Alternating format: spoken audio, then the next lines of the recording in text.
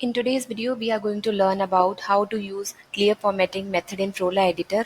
So I have opened JSFiddle on my desktop and these are the files for JS and CSS. And now I'm going to paste the custom HTML button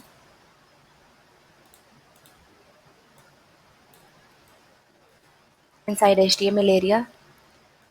And the second step is now I'm going to bind on click event on that button and then click on run. So we have this editor instance.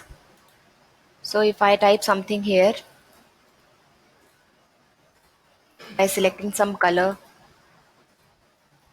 and then select this text and then click on clear formatting, then it will clear all the formatting which we have done earlier.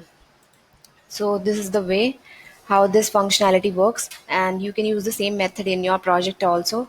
So this is all about it, and thanks a lot for watching.